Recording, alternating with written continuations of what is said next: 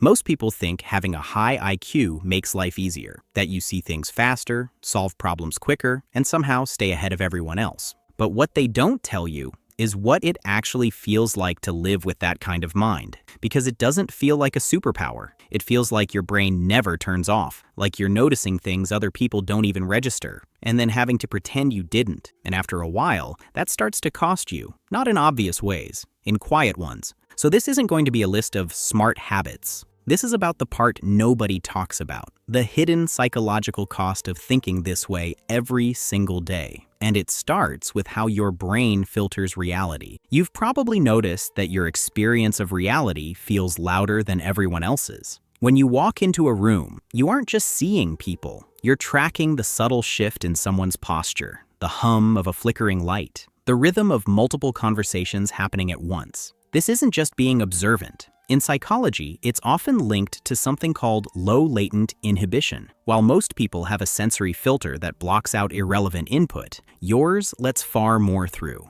Your brain doesn't ignore background information, it absorbs it. This is the real reason you crave solitude. It's not that you're antisocial, it's that your brain is constantly processing more than it was designed to handle at once. It can feel like a constant sensory overload. For you, silence isn't a luxury, it's a reset. People assume high intelligence means strong focus, but when you're noticing everything, focusing on one thing can feel like trying to read in the middle of a storm. To understand why your inner world feels this intense, we can look at the work of Kazimierz Dabrowski, a Polish psychiatrist. In the 1960s, he described something called overexcitabilities, 5 ways the nervous system operates at a heightened level. His insight was simple. Intelligence doesn't just change how you think, it changes how you experience everything. You might recognize psychomotor overexcitability, where your mind's speed shows up as restlessness. Even when you're still, something in you is moving, or sensory overexcitability, where textures, sounds, and environments register more intensely than they do for others. Then there's imaginational overexcitability. Your thinking expands into simulations and possibilities.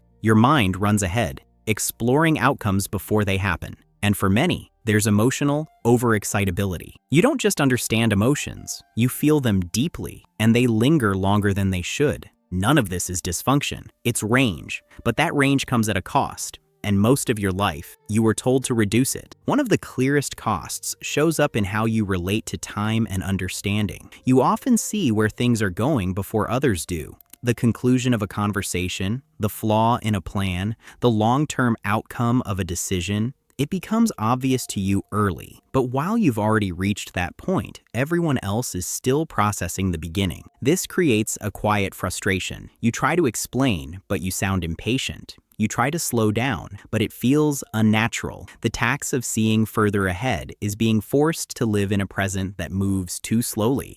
It's like watching something unfold that you already understand the ending of, while everyone else is still debating what's happening. Over time, this leads to a very specific kind of loneliness. Not the absence of people, but the absence of shared perception. You can be in a room full of others and still feel like you're experiencing something different from everyone else. You're not just in the conversation, you're analyzing it, predicting it, and adjusting yourself at the same time. That's why you've spent years translating yourself. You adjust how you speak, you simplify your thoughts, you remove layers so people can follow you, and eventually, you learn that the full version of your thinking doesn't always belong in the room. There's another layer to this that starts much earlier than most people realize. Being labeled intelligent as a child doesn't just describe you, it shapes you. You become the smart one.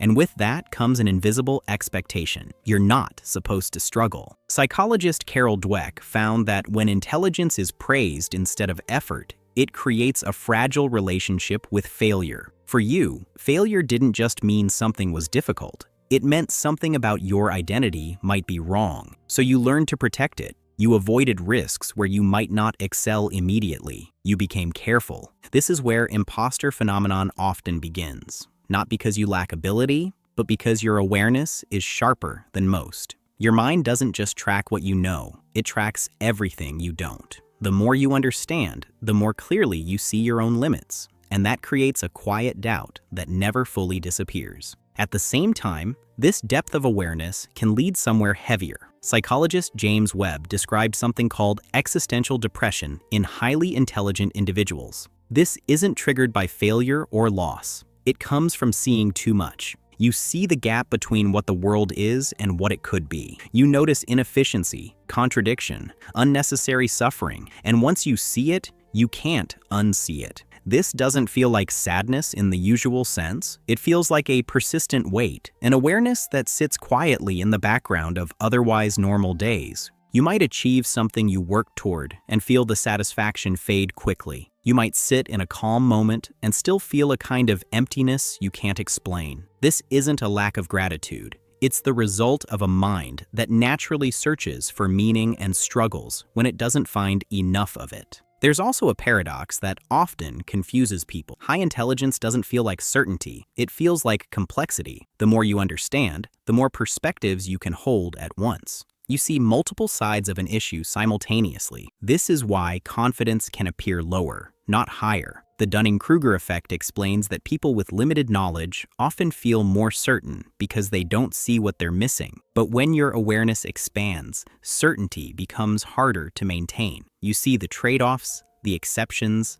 the consequences. So you pause, you think, you weigh possibilities, and in a world that rewards quick, confident answers, that pause can be misunderstood. The person who speaks first sounds more certain, even if they're wrong. The person who thinks longer sounds less confident, even if they're right. Sometimes that person is you, and in those moments, you make a choice. You either speak and risk being seen as overcomplicating things, or you stay quiet and feel that familiar distance settle in again. This is intellectual loneliness, not being alone, but being out of sync. This also explains why you need space in a way others don't always understand. It's not about avoiding people, it's about managing input. Your mind takes in more, processes more, connects more. That means your baseline is already higher. When you add noise, conversation, and constant interaction, your system overloads faster. Solitude becomes less of a preference and more of a necessity. It's the only place where your thoughts don't need to be filtered or compressed. The only place where your mind can move at its natural speed.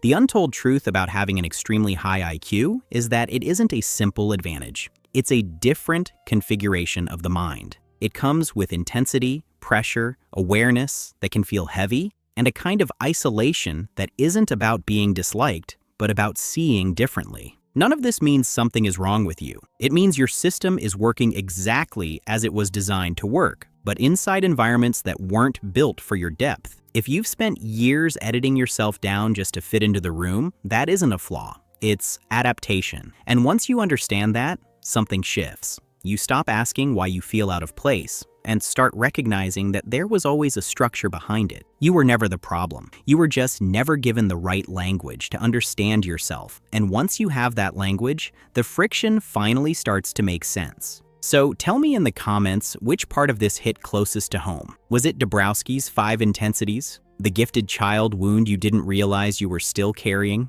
Or that quiet existential weight that shows up on days when everything is technically fine? I read every single one. And please remember, you matter.